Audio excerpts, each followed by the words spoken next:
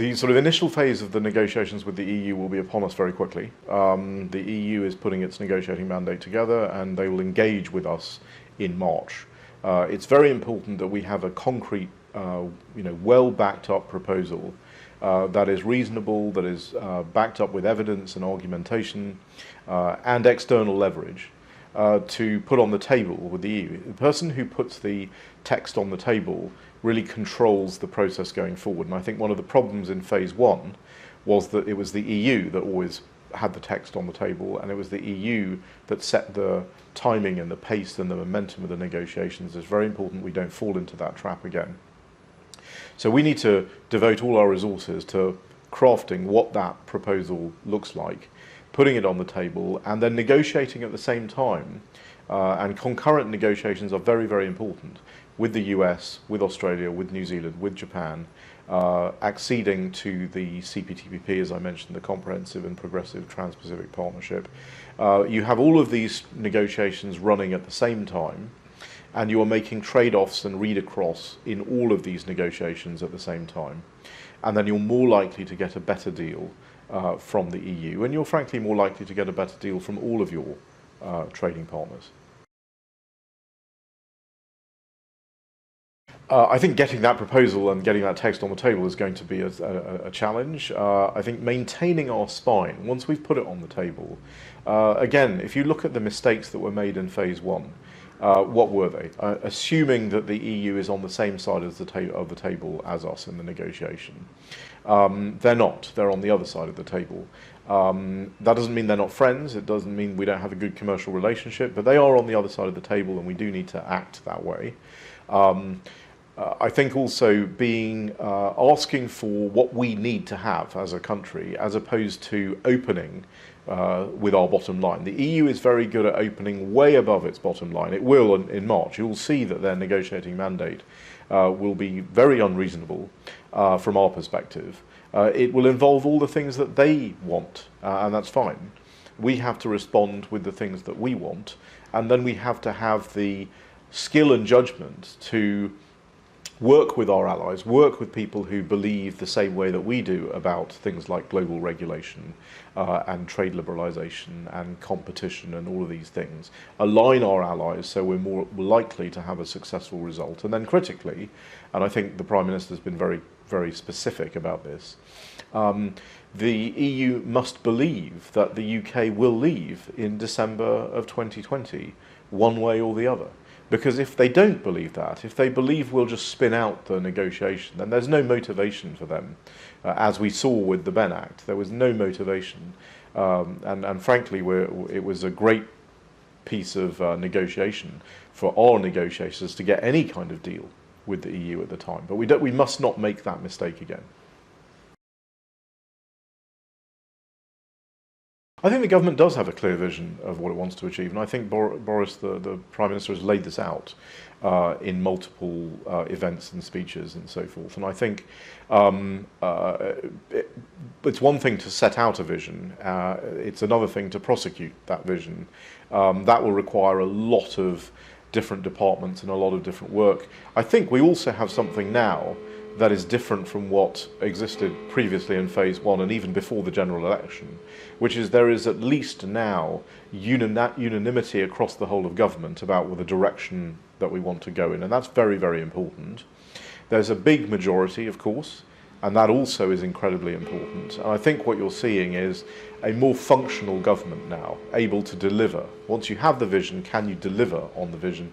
No reason why the government can't deliver on the vision with the current setup.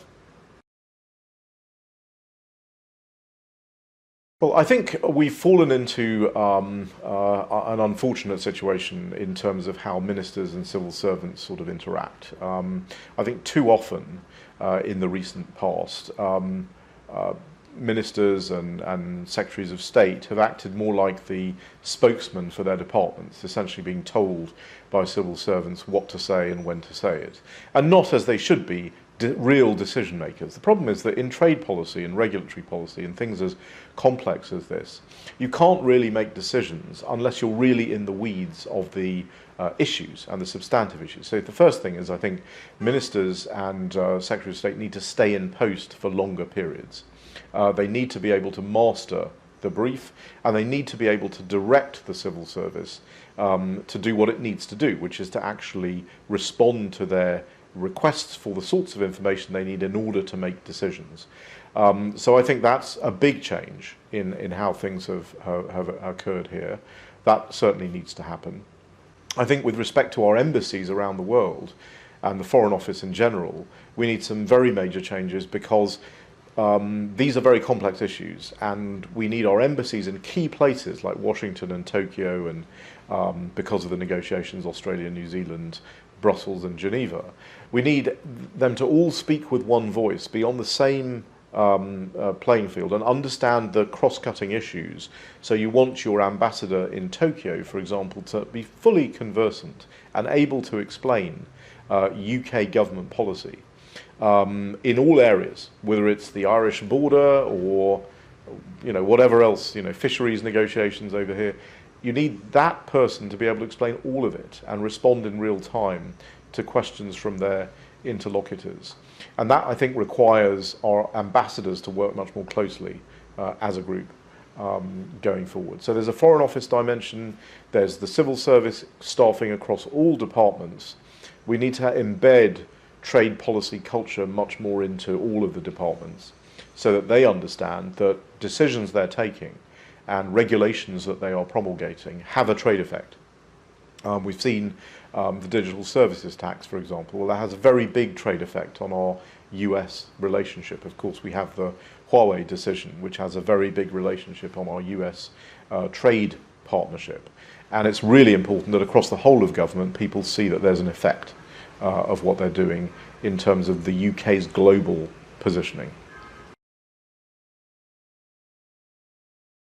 Well, I'd like to see us having negotiated successfully free trade agreements with the EU and the US based on regulatory recognition, adequacy and equivalence. I'd like to see us moving forward with more pro-competitive regulation at home in lots of areas, and thereby creating opportunities in fields such as technology, biotech, autonomous vehicles, you name it. Areas where I think we have a unique opportunity to really be global leaders. I'd like to see the UK a member of the CPTPP with trade deals also with Australia, New Zealand and Japan. I'd like to see our relationship with the Commonwealth very much revived, and I'd like to see us as a leader within that network of aligned nations. The Commonwealth's not a bloc as such, but it is a network of aligned nations, and it can play a very important role, not just in global trade, but in lots of other global institutions. It's the only network that has both the largest countries in the world and tiny microstates. So they have caucuses in every international organisation at every level, and if we can use that in a positive way to move the world forward in terms of more liberalisation of trade, more competitive markets, more property rights protection, then we can generate enormous amounts of global wealth. We can create economic prosperity both at home and abroad, and it can be a really transformational thing for the world. Well, given the government's current position and their policy and their statements about their own vision for the country, which I don't think are that dissimilar to what I've just outlined, I think we will be a supportive voice. We will be a friend of the government. But yes, we are independent and we have our own view. And if we see problems occurring, I'm sure we will use the forum to raise issues and questions. But we will be a true friend, I think, of the government. We will be critical where we need to be critical, and we will be supportive when we need to be supportive. Global vision can play an extremely important role as we go forward over the next 3 to 5 years and achieve that vision for our country.